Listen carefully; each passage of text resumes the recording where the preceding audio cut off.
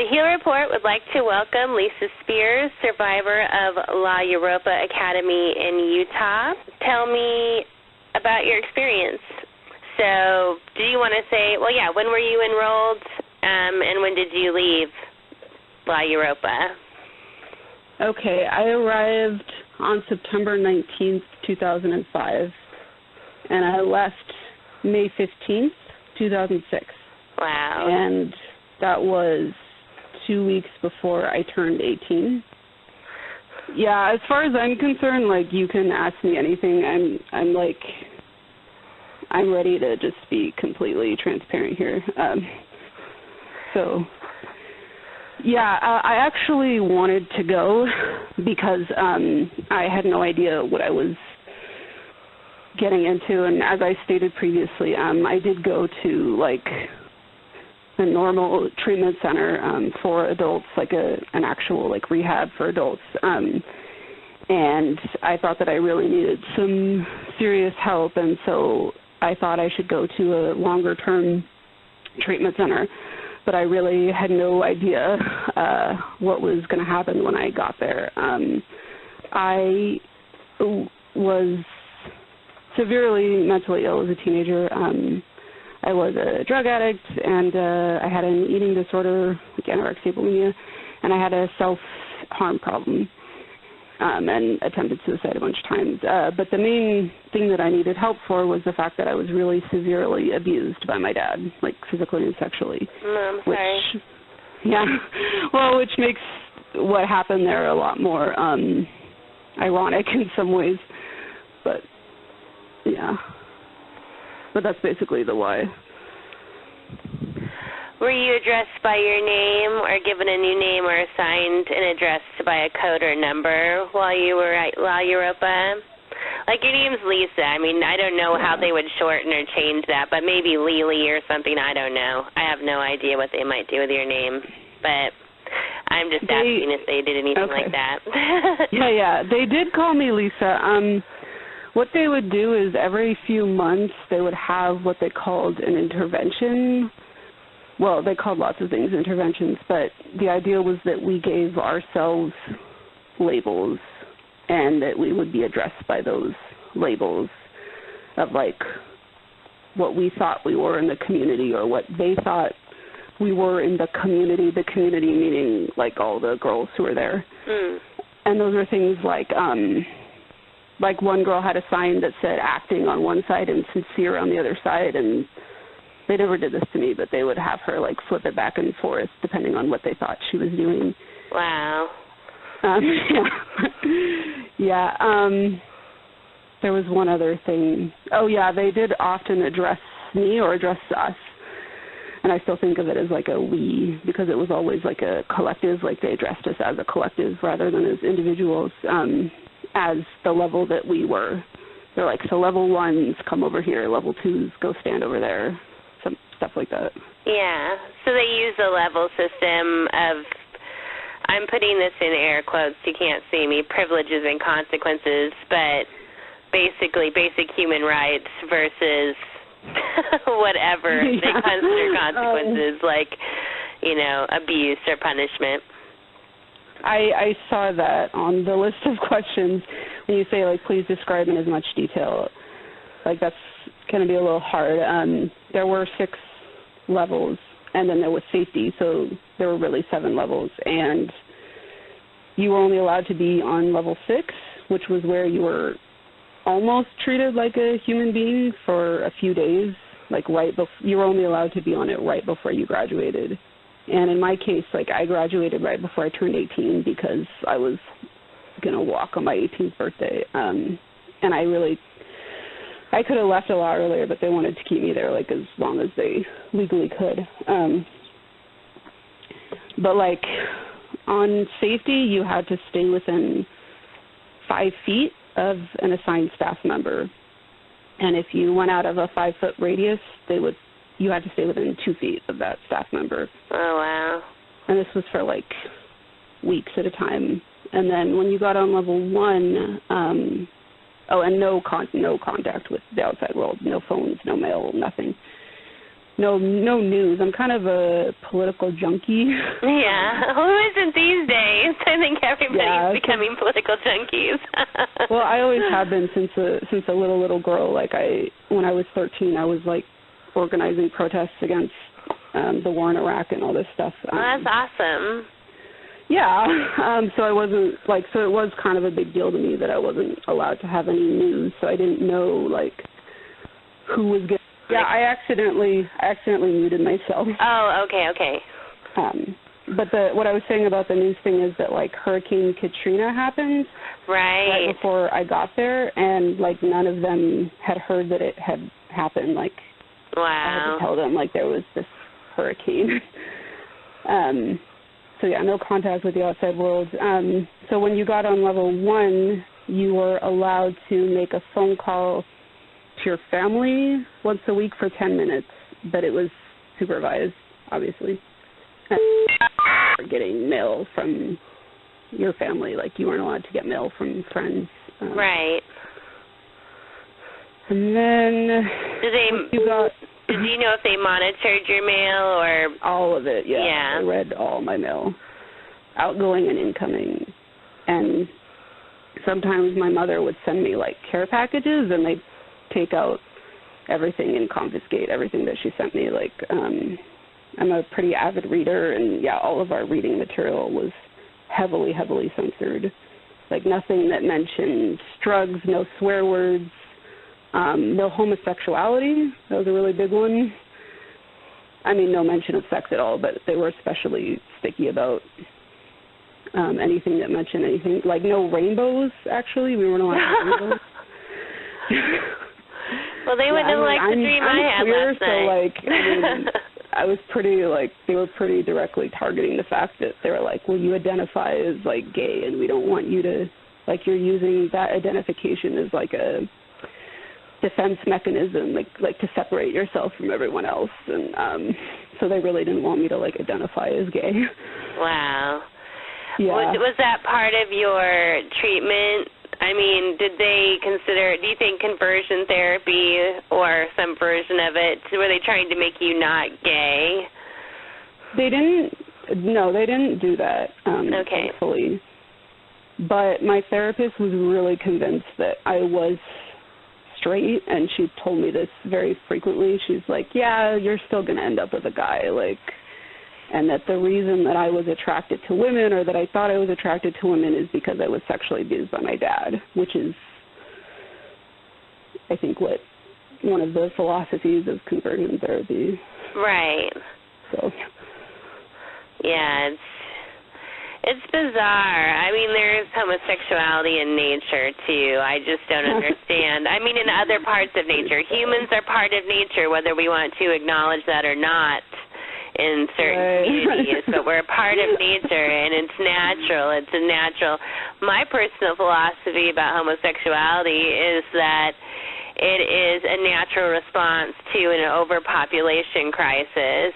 That people just are born not wanting to reproduce because, there's too many people and scarce resources. So nature tries to fix that by saying, okay, well, how about we still have love, but you don't procreate. No, that's exactly what I thought. Even when I was 5, I was guys, this is another natural consequence of overpopulation. Yeah. Glad you agree with me there. No big deal, because I think it's just perfectly natural. Well, thank you for saying that. You're welcome. And, people in Utah are a little off, so. Yeah, and I don't want to get into, stereotypes too much, but everyone who worked there was, super, super fundamentally Mormon, and they had us read, books by, and the whole, model that came from Provo Canyon, I know, is all based, was all written by, BYU and stuff, and yeah, it's the capital, it's of these centers, so. Right, and that's where I was. I was at Provo Canyon. Oh, you did go to Provo Canyon? Yeah, that's where I was in 1989. Yes, and we've had our disagreements for sure. And they're ongoing. They're ongoing and prolific, our disagreements. But great. I think we will win. So, I mean, in the end, I'm really hoping we've got some good things in the works right now. I work in international human rights, so, like, I understand about, yeah. Yes. Well, and I don't know if you know this, and, I mean, I'd be happy to, like, write something for you guys about this, but, like, it really violates, like, practically every tenet of the Geneva Convention.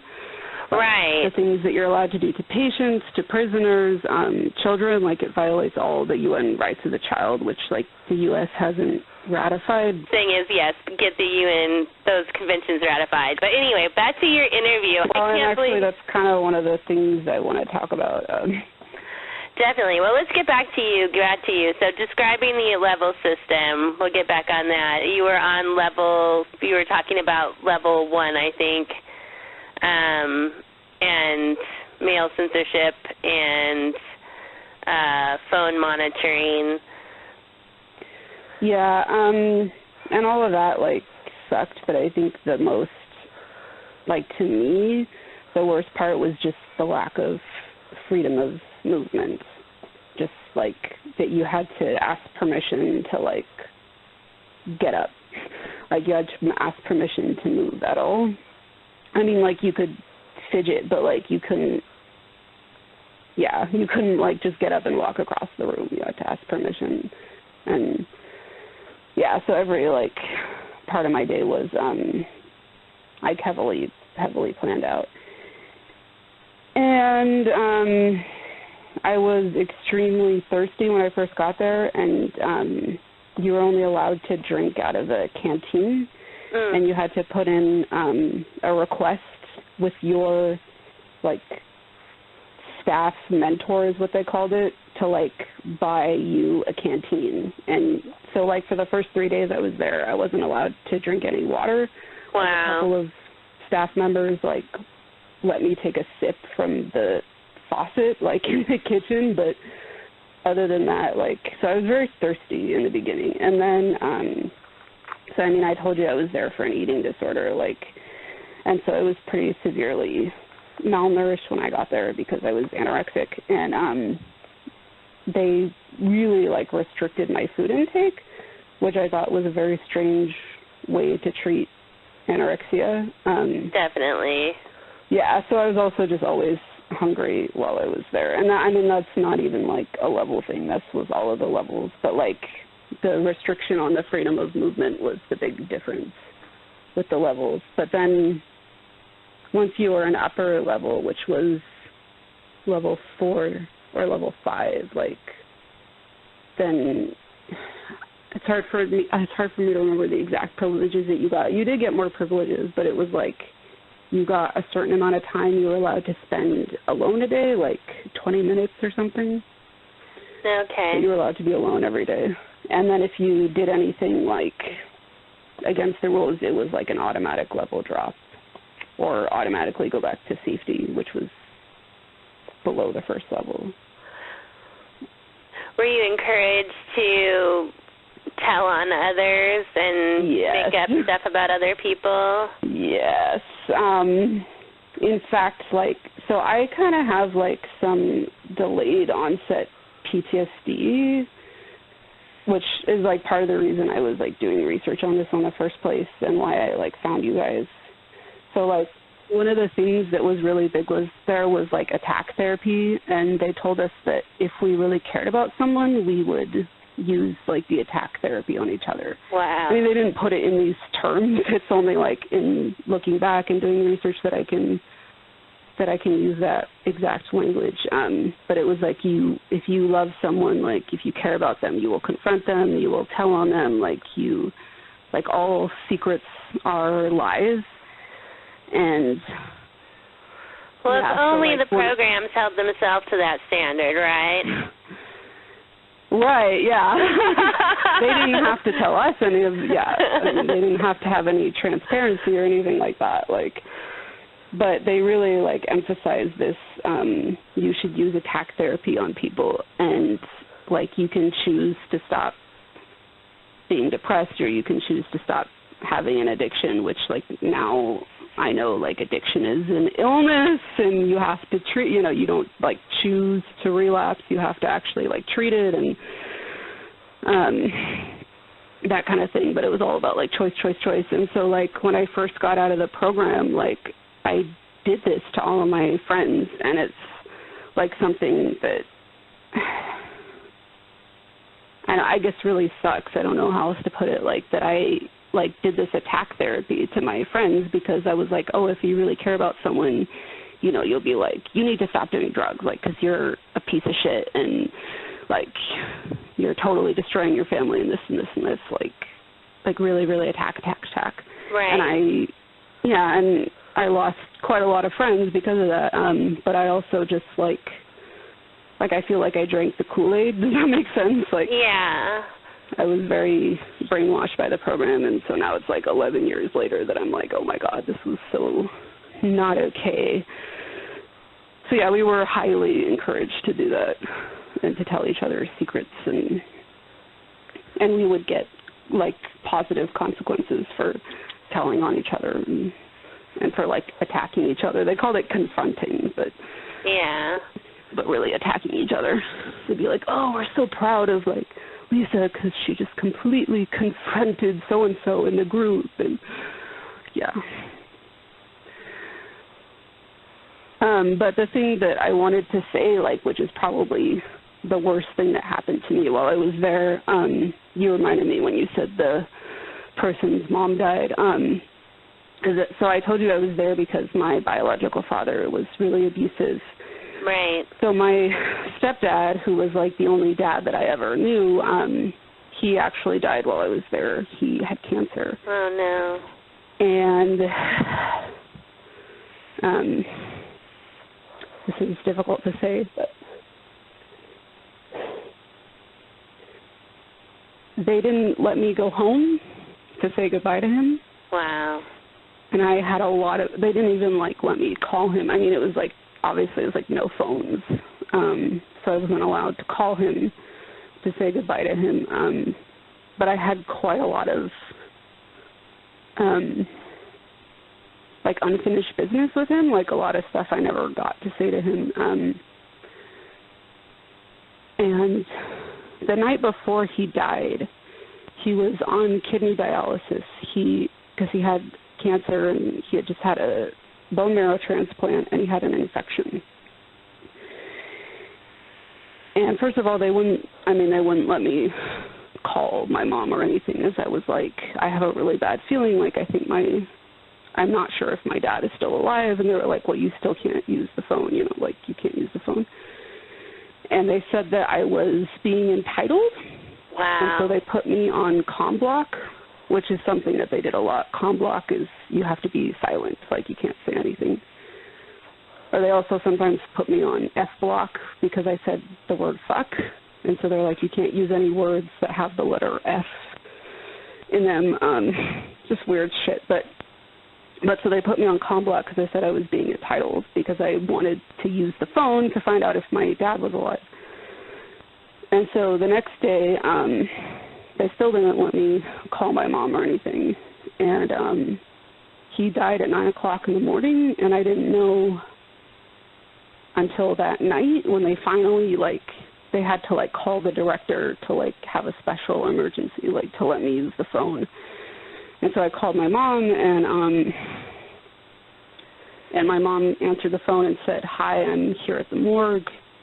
And I said, oh, is it over? And she said, no, it's not over. Oh, well, he's dead, if that's what you mean. And I was like, yeah, that is what I meant. And she said, oh, I'm so sorry. I thought that they told you that he died. And I was like, no, they didn't tell me that he died. And so they let me go home. It's not over. Like, it kind of gets worse. They let me go home to go to the funeral. And they didn't let me stay for very long because they said that, like, if I was away from the program for more than a couple days, like, it would really damage my treatment or whatever. And so they let me go to the funeral for a couple days, and then when I came back, they, like, started really, really punishing me, like, around the clock because they said that I was being moody and I was being angry and I was blaming people. So you're having a normal grief experience and you're being punished for that. Yeah. And they kept putting me, like, in therapy for, like, 3 hours at a time where they were like, what are you angry about? And I was like, I'm angry at you, or I'm angry that my dad just died and I wasn't there for him, and, like, I'm angry at cancer, you know, I'm angry at God, like, and they were like, no. Like, let's go back to your childhood. Let's go back to when you were 3 or 4 years old. Like, what are you really angry about? Wow. And so I really just swallowed this down, and it only came out like 5 or 6 years after he died, because it was like they just wouldn't let me talk about it, and they kept punishing me. Like, I kept applying for the next level, and they were like, we can't give you your level because you're so angry and you're so, like, blaming people, like, or something like that. I mean, it was so strange, and so it's like I was in a treatment center and I never got to talk about the fact that this had happened. And this was like, I mean, I was abused, but, like, this was equally traumatic. And devastating and very callous the way they handled it, and incompetent if they're supposed to be treatment professionals. People go through the grieving process. There's supposedly 5 stages to it, and anger is one of them, and it's normal. It's a normal response to what you were going through. And in retrospect, like, they were all 22 years old and didn't have degrees, and I don't think any of them had ever, I mean, lost an immediate family member. Like, maybe they lost a grandparent, but I don't think any of them had lost a parent or sibling or anything like that. And for a really long time, I didn't let myself get mad at them because of that. I was like, well, they did the best that they could, and now I'm kind of like, you know, like, I'm kind of mad about it. Like, it's really, like, not okay. And not at all. Yeah. I'm so sorry that you went through that, and that is horrible. It's just, it compounds it exponentially, I know. Yeah. Try to think of other things. Were you forced to provide labor for them in any way, and were you compensated for it if you were? Okay, I saw that question, and okay, I don't know. Sometimes what they did once in a while, they didn't do this often, is we would go to the owner's house and clean up his backyard, which I thought was really strange, especially since he was getting paid, like, so much money. That wasn't frequent. That only happened once in a while. But we had to clean, like, 5 times a day. 5 times a day, Monday through Saturday. And then on Sundays, we cleaned all day long. And they said that was, like, I don't know if that counts as labor. They call it work therapy sometimes. Yeah, they said that it was part of, like, discipline and learning to be accountable and stuff. But, I mean, it was like vacuuming the same rug 5 times a day, like, and the vacuums would always break, and sometimes they were like, guys, we don't know how to use the vacuums, and that's why they keep breaking. And one day I was like, maybe they break because we use them 5 times a day. Like, right. This is not normal. Like, yeah. And we also did yard work around the house, but again, all of it was like part of our therapy was doing that. And that's unusual because, well, you said you were in other treatment settings. Were you in those other treatment settings? Were you doing the same type of, like, excessive manual labor? Yeah, no. Definitely not. No, they hired people to do that because we were paying a fee to be there. Right. Yeah, and in the hospital, like, the hospital tried to treat us, like, with therapy and psychiatry, Yeah, so. Yeah, and they made one girl who, because they said she had trouble, like, standing up to people. They made her be the chore checker. So her job for like months was to make sure everyone had done their chores, they called it, correctly, and to call them on it if they hadn't. And yeah, I didn't really like put this together at the time, but like the therapist I'm seeing now is like that's a form of torture, to make you torture other people. Right. Yeah. So like sometimes they had interventions where like one of us had to give the other person all of their instructions for the day, like, oh, you can go to the bathroom, you can't go to the bathroom. And so they were putting, yeah, they did put residents in charge of other residents. Yeah, they didn't do it like every day, but they did it. You know. Yeah. Does that have anything to do with the level system, where certain levels like put in charge of lower levels? Yeah, when you were an upper level, yeah. And yeah, but the one where they gave her like all of her instructions for the day, and it was like for 2 weeks that they did this, they said it was because the girl who was getting the instructions was being codependent on the other one, or that she was copying everything the other one did. So they said their intervention, because you copy this girl, is that now, like, we're going to give you exactly what you want. She's going to tell you everything that you're going to do, like, wow, for the next 2 weeks.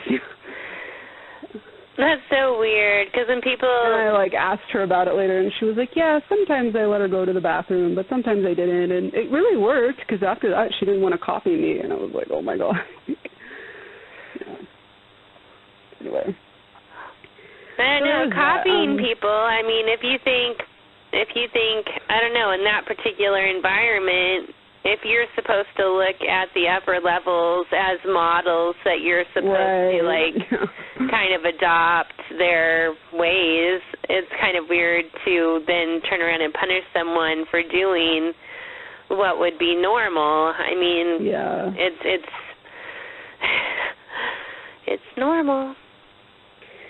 Okay, and there's one other thing it's not related to what you asked, but I just remembered it, and I wanted to make sure, that I brought it up, is that they would shine a flashlight in my face every 15 minutes while I was sleeping, and I kind of got used to that, like, but, I mean, it was definitely some sleep deprivation going on there. Definitely. They did that at Provo Canyon as well when I was there. Yeah. I mean, and they'd, like, write down, like, they said that the reason they did that was to observe us, like... Right, they're making sure we're okay, that we're breathing. This is a safety check. It's for our own good to have, I remember... Right, exactly. Right. It couldn't possibly be some weird sleep deprivation issue. It is. That's exactly what it is. But I also remember at Provo Canyon, if you reacted to having the light in your face, like if you shielded your eyes or said, what is going on? Why are you shining the light in my face? Then you were being obstinate or being defiant because you weren't sleeping and you were supposed to be sleeping. So after my first night, I just pretended to be asleep like all night and not move and make sure that I was awake so that I wouldn't react to having a light flashed in my face every so often, because I didn't want to get in trouble for... I did it every 15 minutes, like, the entire time I was there. So, I mean, like, on the clock. So, I mean, it wasn't even, like, a level thing. Like, they did this up until, like, from beginning to end. Wow. Yeah. And they also only gave us 8 hours. And I know that 8 hours sounds like a long time, but, like... It's not long enough. There's been sleep studies. Especially for teenagers. Right. Yeah, so I was always sleep deprived, and they told me that, And that causes mood problems and all kinds of other issues when you're sleep deprived. I mean, some people get psychotic breaks if there's enough sleep deprivation that can actually cause a psychotic break. So it's not really something a proper therapeutic environment would do. Ever. Right. And they'd say if you're tired, go take a nap, right? Yeah. They didn't do that. They also, like, if you were sick, you had to stay in, like, they really, really tried to discourage faking sick. So you weren't allowed to do anything. Like, you had to sit in your bed and stare forward. So you couldn't read or, like, even do homework or level work. Like, you were literally not allowed to do anything that would occupy your mind. And you lost all of your privileges. So it was like I faked being healthy because, you know, one of those privileges was like your phone call home. Right. So it was like if you get sick, you don't get to talk to your family this week, you know. So yeah. Which again is really not normal when I think about normal treatment centers like that. Right, yeah. When I had they actually probably want you to talk to your family more if you're sick, like to make sure you're okay and this kind of thing. But right, and that you feel cared about and supported, and that you have that sense of family and community, and that you're not, you know, feeling like that sense of social death that comes with being removed and segregated. Well, and yeah, I like that you said that, because I think it's like I can pinpoint these specific things that they did, but it's like what I feel really hurt by or traumatized by is just the lack of dignity, like a lack of respect as a human being. And that's less measurable, you know, like that's less of a concrete value, but like that's what really sucked. Does that make sense? It totally makes sense. It is very dehumanizing what they do. Yeah. And just being told that, like, basically I was a bad person and I needed to stop being rotten, even though I was there for, like, being sexually abused by my dad. So it was like, I don't really know. Right. So they blame what the my victim. part was in that. Right. Victim blaming is another one of the industry's tools. Oh, my God. Okay, can I tell you another story? Sure. This didn't happen to me, but a friend of mine did outpatient, and actually I did outpatient for years because, like I said, I drank the Kool-Aid, and I really thought that, like, they saved my life. But, like, she was at a club one night, and a guy told her to get in his car, and then he raped her. And she told him about this, and they said, like, well, you're the one who was out drinking, you were the one who was away from your friends, like, and they were so convinced that, like, this was a sign that she was doing badly, that she had relapsed. And I was like, you really just told her that it's her fault that she got raped. And, like, I said this when she wasn't in the room, and they were like, yeah, but she did do this, and she was drinking. So it was like... Wow. Yeah. That is their MO. I should call her. I was like, I haven't talked to her about that incident. I should call her. Ask her how she feels about it. No. That's terrible. Yeah, and they like cyber stalked all of it. They still do. Like, it's been 11 years, and I just removed a bunch of them on Facebook. And I was still friends with them on social media because I still had this, like one of the things they really wanted us to do was to be friends with the staff. And if you just did what you had to do, like fill out the level work and get the signature, then they said that you were objectifying the staff member. And so you had to really be invested in the staff member, like, as a person.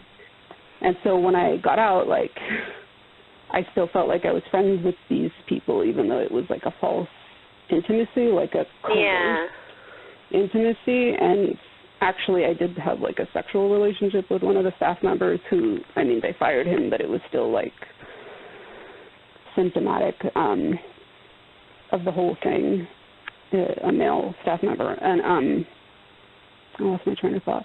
Oh, yeah, that I was still doing this, like, 11 years later, because I still had this, like, sense of I have to pretend like I like this person or I'm really going to hurt their feelings. Like, if you didn't do that, they would sit down and have an intervention and tell you that you had really, really hurt their feelings. Like, that was their main argument when you broke the rules, was to tell you how much you had hurt a staff's feelings, which is so weird. It is but I very didn't get weird. it at the time. Like, yeah. And it was like 11 years later, I was still like pretending to like these people that I never even liked. And so now I've deleted them all, but it took me 11 years to get over that. So, yeah. Well, that's good that you're moving on and deleted them now. It's just, I know there was another situation with another program that was monitoring, the staff were monitoring. They became friends on Facebook with survivors so they could monitor what they were doing and saying, and if they started to speak out, they would, like, attack them or, contact the parents and say, did you know that your son or daughter is saying negative things? About, they may need more treatment. It was a way to, like... even once we were adults, they still... Yeah. Like, over 18, they still did. I mean, they went on, like, public... Well, this was before Facebook. It was MySpace days. But they'd go on, like... MySpace was a lot more public than Facebook was, and they just see, it looks like she's drinking in that photo, like, and so they'd send her messages like, we're worried about you. I was like, so she's being a normal, like, 18-year-old, like. Right. But. Well, and certainly, it's like, well, if you didn't want people to drink, you shouldn't have tortured them because, you know what, there's a lot of people I know who self-medicate, and I can't really blame them for it, and I certainly wouldn't blame them for it because you deal with trauma how you deal with trauma, and when you deal with trauma from a treatment experience, any idea of seeking real legitimate help is terrifying for many people because they know what help can look like and that it can trick people and that it can trick you or trick me. You said you wanted to go initially. That was a similar situation with me. I was also escaping an abusive home life, and I thought Provo Canyon was my, ticket to peace of mind, and it was the exact opposite. And so I get it. I get it, and they don't provide anything useful, in my opinion. People talk about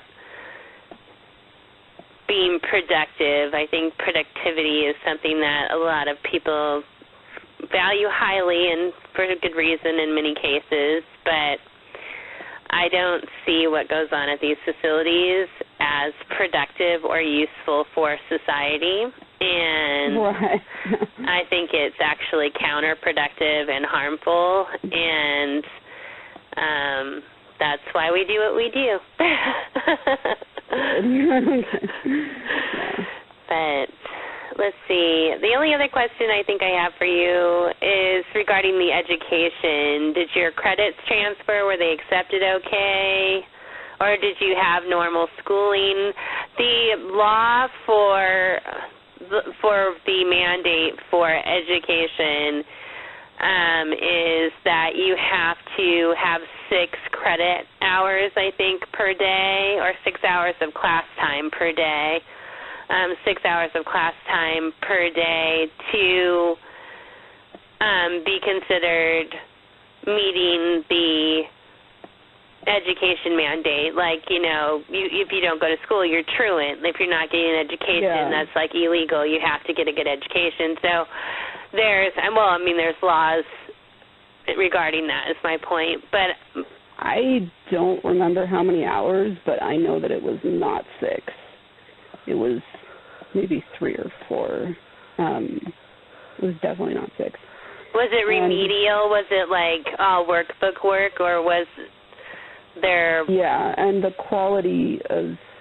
Yeah, I mean, our English teacher, couldn't use grammar. I mean, I'm kind of or at least I was back then, kind of a grammar snob, and she just could not speak the English language. And our history teacher was, our U.S. history teacher was Canadian, and she, if we ever tried to, because she made huge, egregious errors, and if we ever tried to correct her, she was like, oh, you just make stuff up. And no, I'm pretty sure Thomas Jefferson did own slaves. And right. Yeah. And I mean, apparently for recreational purposes as well.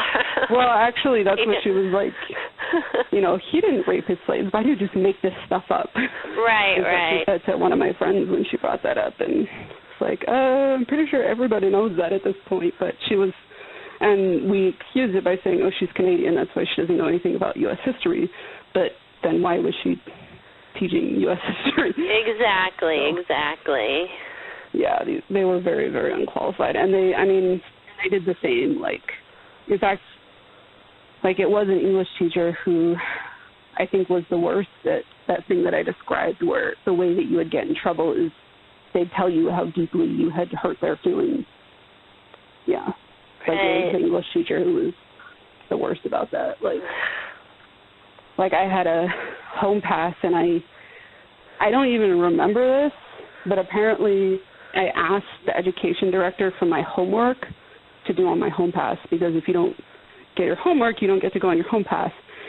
And when I came back, like, the English teacher sat me down and, like, was like, you lied to the education director so that you could get what you wanted. And I was like, what I wanted was my homework? That doesn't even sound like something I want. She's like, I saw that as very manipulative, and you just, like, this was like a slap in the face to me. And wow, so dramatic.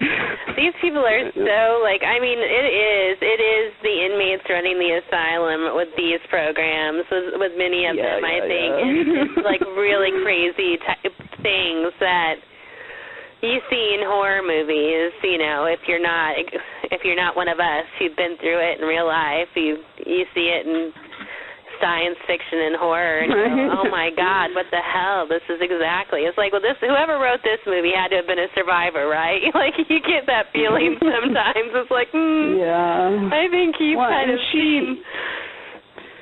Like, she was one of the ones who really did this. Like, even after we left, like, another girl and I, 3 years after I left and like 2 years after she left, we organized a reunion, like, just unofficially, like, and this English teacher, like, found us on Facebook, and she was like, oh my God, she was just saying, like, I can't believe you didn't invite me to this, and like, oh my God, that's so inappropriate anyway.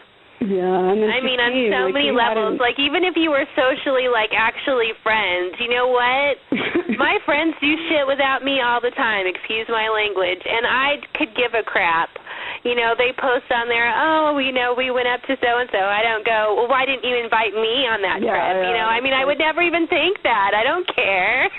I just hope people had a good time. I'm not going to go give someone a guilt trip because I wasn't included. Doesn't that make her entitled? I think that makes the teacher entitled. I think she's had an entitlement issue. She's feeling entitled to be included. The story's not over. Okay. So we had one event where we invited staff members, and she came, and she, like, I was standing like 2 feet away from her, and she was basically just like complaining about me to the other staff member while I was like standing right there, like, oh, but Lisa didn't invite me to this, or if Millie hadn't texted me, like, I wouldn't even know that this was happening. Yeah. So I also deleted her on Facebook. I'm not into that. I was like, okay, I'm done with this bitch, but like, yeah. But anyway, that was the education. And a bunch of us had to apply because we were seniors. And that was extremely difficult because you had to use the internet and we weren't allowed to use the internet. And so there were a bunch of incidents where, like, we couldn't apply for college because they wouldn't let us on the internet in time for, like, the deadline to apply. Wow. And they wouldn't send our academic records, and we'd keep, like, I kept getting these notices in the mail that were like, we need your academic record or you will no longer, you know, be eligible to apply for this university. Yeah. Did you end up getting a GED, or did your credits did you end up getting a proper transcript and diploma from Europa? I did. I graduated from Europa, technically. Like, that's what it says on my diploma. I actually, God, this is ridiculous. I ended up going to Westminster, which is the liberal arts college, like down the street from La Europa. Oh, wow. Because I was so attached when I left, like, a whole other dimension of, like, institutional trauma. I know, like, it's like I know that now, but I didn't know it at the time. So, yeah, so now I've read a lot about this concept called traumatic bonding, which is, I don't know if you've heard of this concept, but it's like when someone abuses you and then gives you like a positive reinforcement afterwards, you bond to that person. And, I know about the cycles of abuse and domestic violence. It's similar. It's you know, the honeymoon like part of the period. That, like, people go back to their abusers because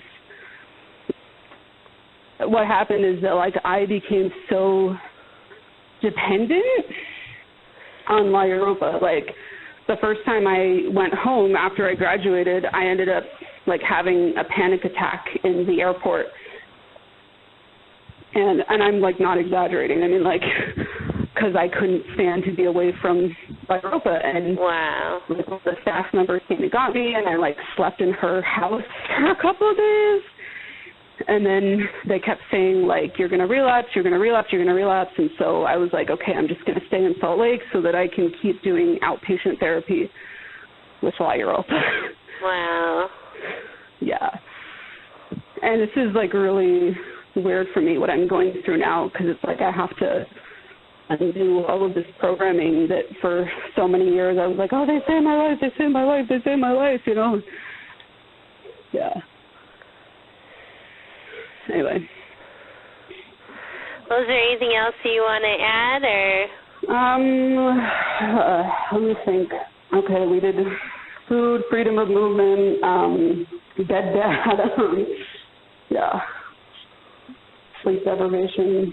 I mean, really just, I already said this, but, like, the homophobia was really fucked up. Like, if two girls, like, looked at each other, sometimes they weren't allowed to speak to each other anymore. It was because they were so paranoid that we were, like, touching each other. And, yeah. That's so bizarre, but not paranoid enough to protect the residents from the staff who might have big sexual overtures, right? Yeah, and there were 2 or 3 of those, like I said, I had a sexual relationship with a staff member, and I know another girl did with a female staff member, and she also got fired, but it was like, well, it was like no matter what the staff did, it was still our fault because we were being entitled for complaining about it. Oh, it's so ridiculous. There is one more thing, and you probably, like, I'm pretty sure this happens at every one of these places, but, like, they just would not tell my mother what was going on, and they would tell her, like, that I was going to try to manipulate her to ask me to come home and just lie about what was going to happen. And right, so and that's common with abusers, too. I don't know if you experienced that with your father in that situation, but saying, oh, well, if you see a mark on Lisa, she fell down, or if you see this happened. There's always, like, plausible explanations that are given to the parent who might, you know, actually care about it. And then it just becomes, I don't know, a very disheartening for those of us who've experienced abuse like that to realize that. Right, yeah. Okay. Like, when I had Parent Weekend, they would put out all this food, and they put, like, higher quality food and just bigger amounts of food, so it, like, we were well fed. Yeah. And so my mother said she had no idea that, like, I was hungry all the time.